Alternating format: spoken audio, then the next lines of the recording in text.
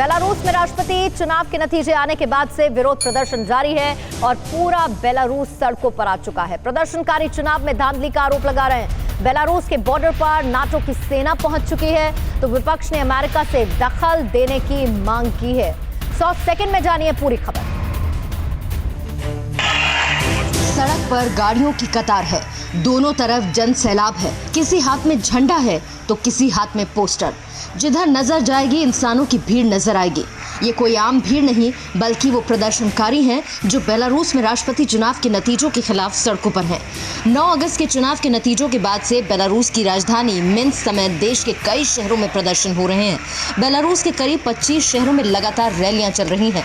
हजारों की संख्या में लोग दिन रात सड़कों पर डटे हैं। प्रदर्शनकारियों का कहना है कि चुनाव में धांधली की गई है। चुनाव के बाद से हो रहे प्रदर्शनों को रोकने के लिए पुलिस बल प्रदर्शनकारियों पर लाठी बरसा चुकी है। आंसू गैस के गोले और रबर बुलेट का इस्तेमाल भी कर चुकी है।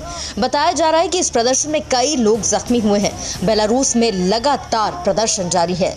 आपको ये भी बता दें कि लुकाशेंको पिछले 26 सालों से बेलारूस के राष्ट्रपति के पद पर बने हैं। वहीं इस चुनाव में भी राष्ट्रपति अलेक्जेंडर लुकाशेंको 80% वोटों के साथ छठी बार राष्ट्रपति पद के लिए चुने गए। चुनाव प्रचार के दौरान काफी लोकप्रिय विपक्षी उम्मीदवार स्वितलाना सिखानोव्स्काया को महज 10% वोट ही मिले। विपक्षी उम्मीदवार स्वितलाना ने जोर देकर कहा कि अगर वोटों की गिनती सही तरीके से की गई होती तो उन्हें 60 से 70% तक वोट मिलते।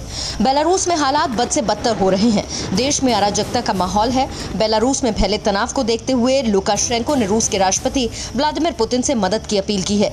राष्ट्रपति लुकाशेंको का कहना है कि राष्ट्रपति पुतिन ने उन्हें मदद का भरोसा दिया है। वहीं दूसरी ओर अमेरिका ने बेलारूस में निष्पक्ष चुनाव नहीं होने को लेकर निंदा की है। फिलहाल बेलारूस की सड़कें प्रदर्शनकारियों से पट गई हैं। चारों ओर प्रदर्शन का शोर है और अब बेलारूस के बॉर्डर पर नाटो की सेना भी पहुंच गई है। और इस वक्त की एक बड़ी खबर अफगानिस्तान से है। अफगानिस्तान से खबर ये मिल रही है कि यहाँ पर तालिबान आतंकियों और अफगान सेना के बीच भारी हिंसा हुई है। काबुल में आतंकियों और सेना का आमना सामना हुआ है और इस संघर्ष में 5 तालिबानी आतंकी ढेर हो गए हैं, 4 घायल हैं। काबुल में दोनों के बीच में भीषण गोलीबारी हुई जिसमें आतंकियों का खात्मा किया गया। अफगानिस्तान और पाकिस्तान युद्ध के मुहाने पर खड़े हैं। कंगाल पाकिस्तान डरा हुआ है तो अमेरिकी मदद से अफगानिस्तान इमरान के मुल्क पर पूरी फौज के साथ चढ़ा है। आपको दिखाते हैं कैसे बाजवा की सेना सहम गई है। पाकिस्तान से सटे बॉर्डर पर हुई एक गोलीबारी से पूरे अफगानिस्तान का खून खौल उठा है और अफगानी अपने बेकसूर लोगों के मारे जाने पर पाकिस्तान से बदला लेने की मांग पर अड़ गए हैं। एक त्योहार के मौके पर पाकिस्तान की हिमाकत अब इमरान और बाजवा पर भारी पड़ रही है। डूरन लाइन पर अफगानिस्तान ने कुछ ऐसा किया कि पाकिस्तान के होश उड़ गए। ये अफगानिस्तान की सेना के लड़ाकों का वीडियो है जो इस वक्त पाकिस्तान अफगानिस्तान के बॉर्डर पर नजर आ रहे हैं और पाकिस्तान को ललकार रहे हैं। अमेरिका समर्थित अफगान सैनिकों के साथ तोपों की एक लंबी कतार नजर आ रही है और आसमान में जंगी हेलीकॉप्टर मंडराते नजर आ रहे हैं। पाक अफगान बॉर्डर पर बिगड़ते हालातों पर पूरी दुनिया की नजर है क्योंकि यहाँ पर भड़की एक चिंगारी पूरे पाकिस्तान पर भारी पड़ सकती है। कभी भी युद्ध का बिगुल बच सकता है। अमेरिका अफगानिस्तान के साथ खड़ा है और अगर अमेरिका ने इस सीमा पर अपनी ताकत झोंक दी तो पाकिस्तान की तबाही तय है। ये वीडियो उस वक्त का है जब पाकिस्तान की सेना ने सबसे बड़ा पाप किया। कायरों की तरफ अफगानिस्तान के आम नागरिकों पर हमला बोल दिया। पाकिस्तान की तरफ से रॉकेट गिरते ही चमन स्पिन बोल्डर की सीमा पर अफरा तफरी मच गई। सीमा पर मौजूद सैकड़ों लोगों ने भागना शुरू कर दिया लेकिन इस गोलीबारी में महिलाएं और बच्चे फंस गए। अफगानिस्तान के कांधार प्रांत के गवर्नर हयातुल्ला हयात के मुताबिक पाकिस्तान से दागे गए सारे रॉकेट सिविलियंस पर आकर गिरे थे जिसमें 15 लोगों की मौत हुई। इन मरने वालों में ज्यादातर महिलाएं और बच्चे थे जबकि 80 से ज्यादा लोग घायल हुए। सरहद पर पाकिस्तान की इस हिमाकत के बाद अफगान सरकार ने अपनी सेना को अलर्ट कर दिया है। अफगानिस्तान के राष्ट्रपति अशरफ गनी करीब 2500 किलोमीटर लंबी सीमा के विवाद पर पाकिस्तान से सारा हिसाब चुकता कर लेने के लिए तैयार बैठे हैं और डूरन लाइन पर तैयार बैठी है अमेरिका समर्थित अफगानिस्तान की सेना। चीन का धोखा बेनकाब हुआ, चीन की साजिश बेपर्दा हुई, चीन की जग हंसाई का ऐसा वीडियो आया जिसने चीन की पोल खोलकर रख दी। ड्रैगन की दिखावटी बहादुरी की तस्वीरें तो आपने बहुत देख ली। जिनपिंग के वीडियो वाले ऐसे झूठ आपने बहुत देख लिए। चीन के ऐसे न जाने कितने प्रोपेगेंडा वीडियो आपने बहुत देख लिए। अब हम आपके सामने लाए हैं चीन के असली वीडियो, ड्रैगन की झूठी ट्रेनिंग, नकली वॉरशिप के साथ खोखली बहादुरी के सबूत। यकीन नहीं आता तो इन तस्वीरों को देख लीजिए। यानी ड्रैगन का जमीन और पानी पर चलने वाला ऐसा टैंक जो घातक हथियारों से हमला कर सकता है। चीन के कायर सैनिक इस टैंक पर बैठकर पानी में ट्रेनिंग ले रहे थे। अब देखिए कुछ ही देर में इसके साथ क्या हुआ। यह टैंक अपने आप धीरे धीरे पानी में डूबने लगा। जैसे ही इसने पानी में डूबना शुरू किया, चीन के कायर सैनिक फौरन अपनी जान बचाने के लिए टैंक से कूदने लगे। आपको ये वीडियो देखकर हंसी आ रही होगी। यही है चीन की असली ट्रेनिंग। ऐसे तैयार होते हैं ड्रैगन के सैनिक। अब आपको ड्रैगन की नकली ट्रेनिंग का एक और वीडियो दिखाते हैं। साउथ चाइना सी में चीन की पीपल्स लिबरेशन आर्मी और हांगकांग की गैरिसन वॉरशिप ने मिलकर ट्रेनिंग की। इस वीडियो में भी चीन ने अपने बड़े छल को दिखाने की कोशिश की है। चीन समझता है कि दुनिया इन वीडियो से डर जाएगी, लेकिन हकीकत यह है कि यह चीन का प्रोपेगेंडा है। दुनिया जान गई है कि यह चीन का सिर्फ दिखावा है। और दिल्ली में बीचों बीच सरेआम फायरिंग हुई है। मोरी गेट के कूचा मोहतरखा में ये फायरिंग हुई। देर रात बदमाशों ने अंधाधुंध फायरिंग कर दी। कश्मीरी गेट इलाके में कई गाड़ियों में भी तोड़फोड़ की गई और महिलाओं और बच्चों के साथ मारपीट भी की गई है। बदमाशों ने घर में घुसकर मारपीट की। हालांकि पुलिस अभी तक किसी की गिरफ्तारी नहीं कर पाई है। दिल्ली के मोरी गेट इलाके के मोहतरखाम में आज रात करीब 12 बजे ताबड़तोड़ यहाँ फायरिंग की गई है और यहाँ पे तोड़फोड़ की गई। आपको दिखाना चाहेंगे, यहाँ पुलिस ने जो है स्पॉट बनाया है। यहाँ से पुलिस को जो गोलियों के जो खोखे हैं वो यहाँ बरामद हुए हैं। एक स्पॉट ये रहा, आप ऊपर देख सकते हैं कि यहाँ पे जिस तरीके से गोलियाँ मारी गई हैं, यहाँ गोलियाँ क्यों चली हैं, किसने चलाई हैं, यहाँ के मौजूद लोगों को नहीं पता। लेकिन आप देख सकते हैं कि संकरी गली है। जिस वक्त यहाँ पे फायरिंग हुई है तो बताया जा रहा है कि करीब 10 से 20 लोग यहाँ पर आए थे जिन्होंने ये फायरिंग की है। और फायरिंग इंसिडेंट जब हुआ तो लोग घबरा के घरों के अंदर घुस गए। और आप देख सकते हैं कि पुलिस ने यहाँ पे जगह जगह स्पॉट बनाए हैं जहाँ से पुलिस को ये गोलियों के जो निशान हैं, जो खोखे हैं, वो बरामद हुए हैं। आपको दिखाएं कि यहाँ पे घरों के अंदर भी तोड़ फोड़ की गई है। फिलहाल इस वक्त पुलिस मौके पर है और जो पब्लिक है वो भी यहाँ पर है और पब्लिक अपनी शिकायत जो है वो पुलिस को बता रही है। और जानना चाहेंगे लोगों से। मैं सो रही थी, लाइट बंद थी हमारी रात को। यहाँ पे 2 बार इसको धक्का मारा, नहीं खुला। तीसरी बार में इसकी कुंडी खुल गई है। तब एक जना यहाँ पे खड़ा है, एक जना यहाँ पे आके मेरे बच्चे पे अचानक हम उठे हैं, अंधेरा था लाइट में, बस यही था उनका, मार देंगे काट देंगे, बाहर निकलो बस। किसी का नाम ले रहे थे? नहीं नाम नहीं कहा भाई, यही कह रहे थे मार देंगे काट देंगे, मार देंगे काट देंगे। आपको लग रहा है? नहीं हमें कुछ नहीं लग रहा कि हाँ भाई किसी भाई, वो तो कह रहे पीछे हो जाओ मार देंगे, पीछे हो जाओ। सर जो यहाँ पे थे ना वो 15-20 लोग यहाँ पे गली गली में घूम रहे थे। जो बाइकें गिराई है, स्कूटियाँ गिराई है, उनको तोड़ रहे, दरवाजों पे लाते मार रहे हैं। ये दरवाजे ये पूरा किस तरीके से यहाँ पे पूरा हंगामा हुआ था। लेकिन इस हंगामे के बाद यहाँ पे लोगों में एक डर का माहौल जरूर देखा जा रहा है। कैमरामैन रोहित के साथ मोहित ओम, TV9 भारतवर्ष, दिल्ली। और इस वक्त की एक और बड़ी खबर, सुशांत सिंह राजपूत केस में सुब्रमण्यम स्वामी की चेतावनी। सुशांत केस महाराष्ट्र सरकार के लिए वाटरलू है। न्याय मिलने तक लड़ाई लड़ने का ऐलान सुब्रमण्यम स्वामी ने किया है। इस वीडियो को देखने के बाद कौन सोच सकता था कि सुशांत सिंह राजपूत के साथ इतनी बड़ी अनहोनी होने वाली है।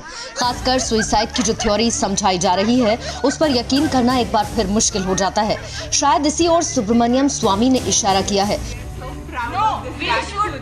स्वामी ने ट्वीट किया है कि सुशांत सिंह राजपूत की हत्या बॉलीवुड, मुंबई पुलिस और महाराष्ट्र सरकार के लिए वाटरलू और वाटर गेट है। मेरी तरह आप भी सीट बेल्ट बांध लीजिए, उड़ान भरने वाली है। हमें तब तक हार नहीं माननी है, इंसाफ मिलने तक रुकना नहीं है। सुब्रमण्यम स्वामी सुशांत मामले को लगातार उठाते रहे हैं। बीजेपी ने फिर से पूरा दोष महाराष्ट्र सरकार पर मढ़ा है और उद्धव की मंशा पर सवाल खड़े किए हैं। मुंबई की पुलिस पूरी तरह से सक्षम है। महाराष्ट्र की सरकार उनके काम में दखलंदाजी न करे, उनके काम में अड़ंगा नहीं डाले, उनको अपने मन से फ्री हैंड काम करने दे। पर महाराष्ट्र की सरकार कुछ बड़े नेताओं को, कुछ बड़े लोगों को बचाना चाहती है। सुशांत मामले में अब अलग अलग संगठन भी सक्रिय होने लगे हैं। दिल्ली में करनी सेना के कार्यकर्ताओं ने प्रोटेस्ट मार्च निकाला। सीबीआई की जांच सुशांत राजपूत की होनी चाहिए। आत्महत्या नहीं, हत्या है। हम 14 जून से कह रहे हैं, लगातार कह रहे हैं, परंतु जिस प्रकार से गुंडागर्दी मचाई जा रही है, महाराष्ट्र सरकार के गृह मंत्री डे 1 से कह रहे हैं कि हम लोग नहीं होने देंगे सीबीआई जांच। इसका मतलब कहने की गड़बड़ है। इसी बीच सुशांत की मौत के ठीक बाद एक और वीडियो सामने आया। इस नए वीडियो में एक संदिग्ध लड़की और उसके साथ काले रंग की ड्रेस में एक शख्स दिखाई दे रहा है, जिसके हाथ में एक बैग है। सुशांत के परिवार के वकील ने इन्हें संदिग्ध माना है।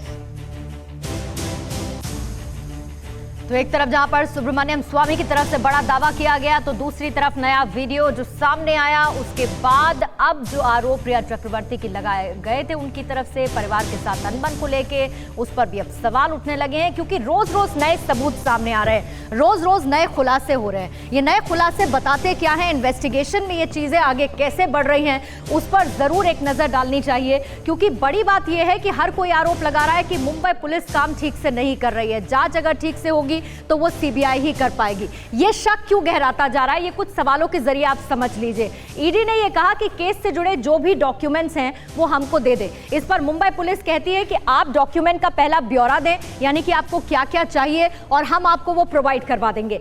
ईडी ने मुंबई पुलिस से ये कहा कि सुशांत का सीज फोन और जो कॉल डिटेल्स हैं वो आप हमें सौंप दें। इसे लेकर अभी तक मुंबई पुलिस की तरफ से कोई जवाब नहीं दिया गया है, जबकि एक बहुत बड़ा लीड हो सकता है। ईडी ने कहा कि बिहार पुलिस ने रिया पर लगे आरोपों की जांच करनी चाहिए, बिहार पुलिस को इसमें इन्वेस्टिगेशन आगे बढ़ानी चाहिए। लेकिन मुंबई पुलिस कहती है कि मुंबई पुलिस ने बिहार पुलिस को इससे ऐसा करने से, इस इन्वेस्टिगेशन को आगे बढ़ाने से जबरदस्ती रोक दिया, जिसकी कई तस्वीरें हमने देखी भी। ईडी ने कहा कि हर तरफ से सीबीआई जांच की मांग उठ रही है। तो मुंबई पुलिस की तरफ से क्या, मुंबई पुलिस और महाराष्ट्र सरकार अब तक सीबीआई जांच के खिलाफ ही रही है। लगातार हमने इस तरीके के बयान भी देखे हैं। तमाम सबूतों से मर्डर के एंगल से जांच की जरूरत नजर आ रही है, लेकिन मुंबई पुलिस और महाराष्ट्र सरकार बार बार ये कहती रही है कि आत्महत्या है, ये सुसाइड की रट उसकी तरफ से लगाई गई है। तो ये ईडी की तरफ से कहा गया और मुंबई पुलिस जो इस पर कह रही है, और इसी वजह से ये शक लगातार गहराता जा रहा है। शक इस बात पर गहराता जा रहा है कि क्या वाकई में मुंबई पुलिस ठीक से इस केस की जांच नहीं कर रही है, और इसीलिए अब अगर ये केस आगे बढ़ेगा और सुशांत सिंह राजपूत का केस सुलझाया जाएगा तो वो सिर्फ और सिर्फ सीबीआई ही कर पाएगी। अगली खबर विवाद फेसबुक पोस्ट को लेकर है, जिसमें बीजेपी नेताओं के डाले गए कंटेंट से ये विवाद शुरू हुआ और देश की राजनीति में तूफान खड़ा हो चुका है। राहुल गांधी ने बीजेपी पर नफरत फैलाने के आरोप लगाए, तो केंद्रीय मंत्री रविशंकर प्रसाद ने राहुल गांधी को लूजर बता दिया। वॉल स्ट्रीट जर्नल की एक रिपोर्ट को राहुल गांधी ने बीजेपी पर हमले का हथियार बना लिया। रिपोर्ट में आरोप है कि फेसबुक पर कुछ बीजेपी नेताओं के नफरत फैलाने वाले बयानों को जानबूझकर जगह दी जा रही है। इस पर राहुल ने ट्वीट किया, बीजेपी आरएसएस भारत में फेसबुक और व्हाट्सएप का नियंत्रण करती है। इस माध्यम से ये झूठी खबरें और नफरत फैलाकर वोटर्स को फुसलाते हैं। आखिरकार अमेरिकी मीडिया ने फेसबुक का सच सामने लाया है। इसके बाद आईटी मिनिस्टर रविशंकर प्रसाद ने तल्ख अंदाज में राहुल को जवाब दिया और कांग्रेस के पूर्व अध्यक्ष को लूजर तक कह डाला।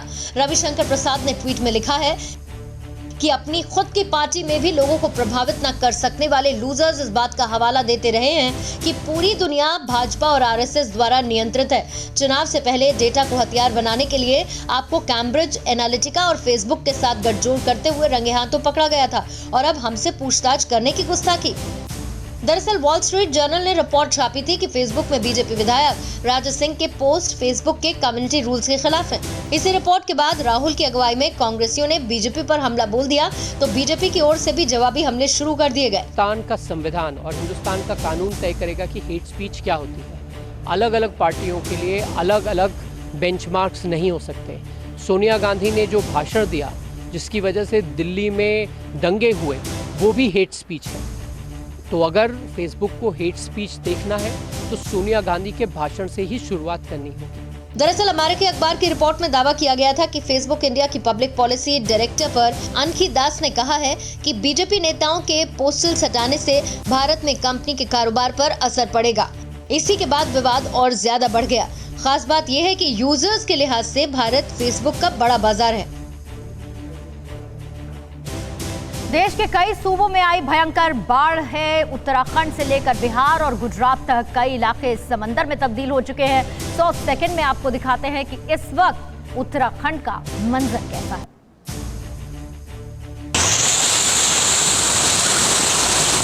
उत्तराखंड भी कुदरत की मार से करहा रहा है। पहाड़ दरक रही हैं, तो बाढ़ का पानी भी आफत बनकर लोगों की जिंदगी में तबाही का दूसरा नाम बन गया है। देखिए बद्रीनाथ हाईवे पर लैंडस्लाइड का खौफनाक मंजर। दरकते पहाड़ हाईवे पर चलते वाहनों के लिए खतरा बन गए हैं। बद्रीनाथ राष्ट्रीय राजमार्ग 58 पर खौफनाक लैंडस्लाइड की वजह से सड़क बंद पड़ी है। देखिए इस लैंडस्लाइड की घटना से कैसे पेट्रोल का टैंकर बाल बाल बच गया तो गौचक के पास भी पहाड़ भरभरा कर टूट गया। अब देहरादून की तस्वीरें देखिए, ये घर पलक झपकते ही धराशायी हो गया। मकान गिरने का मंजर इतना खौफनाक है कि आसपास खड़े लोग डर गए, सहम गए और भयभीत होकर चिल्लाने लगे।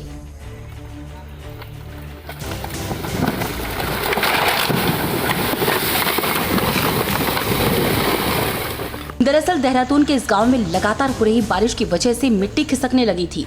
मिट्टी के कटाव की वजह से ये मकान खिसक कर जमींदोज हो गया। बारिश की मार से कमजोर हो चुका ये मकान भरभरा कर गिर गया।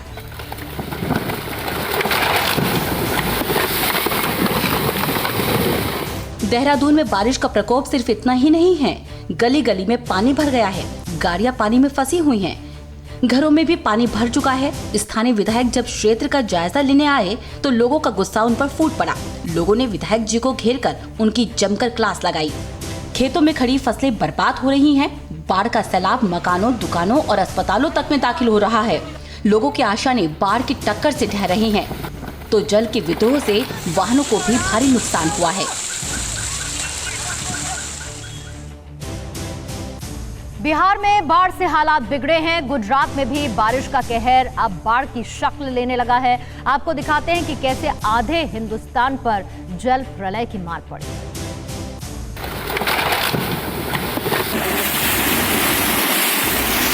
तस्वीरें आधे हिंदुस्तान में आई जल प्रलय की हैं। बिहार, असम और गुजरात में बाढ़ से हाहाकार मचा है। बिहार में बाढ़ के कहर से अभी तक 75 लाख से ज्यादा लोग प्रभावित हुए हैं। कई लोग अपनी जान गंवा चुके हैं।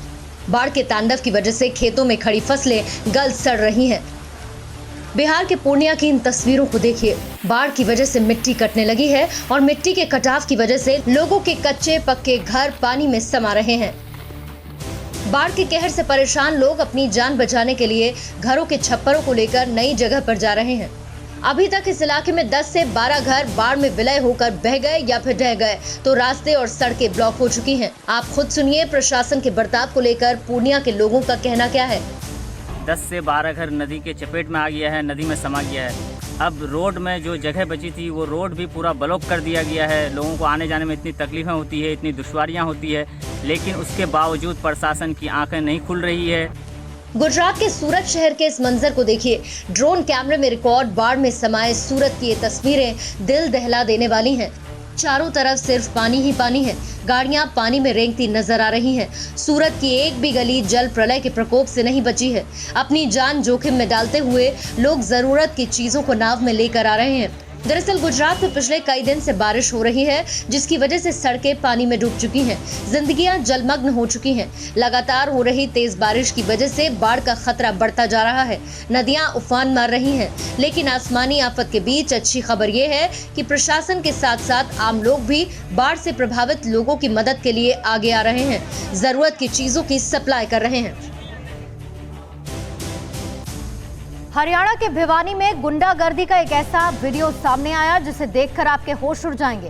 करीब 2 दर्जन बदमाशों ने एक दुकान में घुसकर तोड़फोड़ की और दुकान में मौजूद लोगों के साथ मारपीट भी की।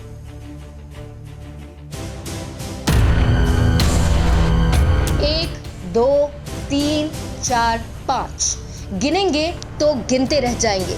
गिनिए मत, बस देखिए। देखिए उड़ती हुई कानून की धज्जियां, देखिए गुंडों का तांडव, देखिए बेखौफ बदमाशों का उत्पात। न इन्हें कानून की फिक्र है, न खाकी का डर। किसी के हाथ में डंडा है तो किसी के हाथ में लोहे की रॉड। कोई कुर्सियां फेंक रहा है तो कोई कांच तोड़ रहा है।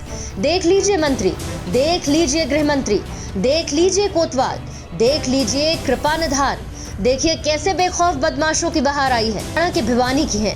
नई सब्जी मंडी की इस दुकान पर गुंडों ने जो कहर बरपाया, उसके एक एक फ्रेम को देखिए। जान बचाकर भागते हुए इन बेचारे लोगों को भी देखिए। इन्हें क्या पता था कि आज दुकान में बदमाश भूचाल लाने वाले हैं। गुंडों की बारात के सामने जो भी आया वो तहस नहस हो गया। कुछ ही पलों में सजी धजी दुकान की शक्ल बिगड़ गई। महज कुछ सेकंड में दुकान का हुलिया बदल गया। जिस दुकान में गुंडों ने उत्पात मचाया, उसके मालिक का कहना है कि बदमाशों ने केवल तोड़फोड़ ही नहीं की, बल्कि वो दुकान से नकदी भी ले गए। अचानक उन्होंने अपनी दुकान पे हमला किया और वारदात की और दूर से ही ईंट पत्थर रोड़े सब कुछ बरसाने लगे। कैश हमारा उठाया गया है 46,000। पुलिस ने सब्जी मंडी में हुई इस वारदात के बाद मामला दर्ज कर लिया है। शुरुआती जांच में पुलिस को ये मामला आपसी रंजिश या झगड़े का लगता है। इस वारदात के बाद से पूरे इलाके के लोग सख्ते में हैं। गुंडागर्दी के इस वीडियो ने पुलिस की कार्यप्रणाली पर भी सवाल खड़े कर दिए हैं। फिलहाल सीसीटीवी की मदद से पुलिस हर उस शख्स की तलाश में है जिसने कानून को ताक पर रखकर इस वारदात को अंजाम दिया। और अब हम आपको हादसे की एक ऐसी तस्वीर दिखाने जा रहे हैं जिसे देखकर आपके होश उड़ जाएंगे। राजस्थान के जोधपुर में एक मकान की बालकनी अचानक से गिर गई और उसमें दबकर एक शख्स की मौत हो गई। यह हादसा सीसीटीवी में कैद हुआ।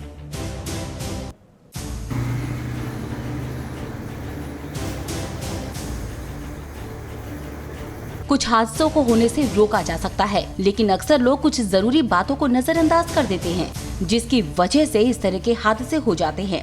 हादसे का ये वीडियो जोधपुर का है। पहली नजर में देखें तो घर के बाहर सब कुछ सामान्य नजर आ रहा है। घर के मालिक अशोक माथुर भी आराम से घर के बाहर का दरवाजा खोलकर अंदर दाखिल हो जाते हैं, लेकिन अगले ही कुछ पलों में कुछ ऐसा हो जाता है जिसकी कल्पना तक करना मुश्किल है। देखिए किस तरह से अचानक घर की बालकनी भरभराकर अशोक माथुर पर गिर जाती है। बालकनी के भारी भरकम मलबे के नीचे दबने से अशोक माथुर के सिर और शरीर के बाकी हिस्सों में गंभीर चोट आती है, जिसकी वजह से कुछ समय बाद उनकी मौत हो जाती है।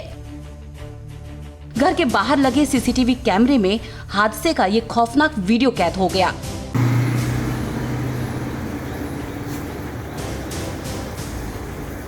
घर के आसपास रहने वाले लोगों का कहना है कि घर पुराना था, जो इस हादसे की वजह बना।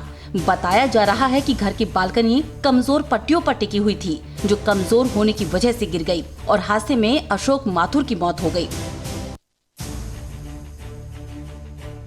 अगर समय रहते घर की मरम्मत की जाती और उसके रखरखाव पर ध्यान दिया जाता तो इस हादसे को होने से रोका जा सकता था, लेकिन अक्सर लोग कुछ पैसा बचाने के लिए सुरक्षा के लिए जरूरी नियमों का पालन करने में कोताही करते हैं, जिसकी कीमत कई बार उन्हें अपनी जान देकर चुकानी पड़ती है। फिक्र आपकी, सोमवार से शुक्रवार रात 9 बजे सिर्फ TV9 भारतवर्ष पर।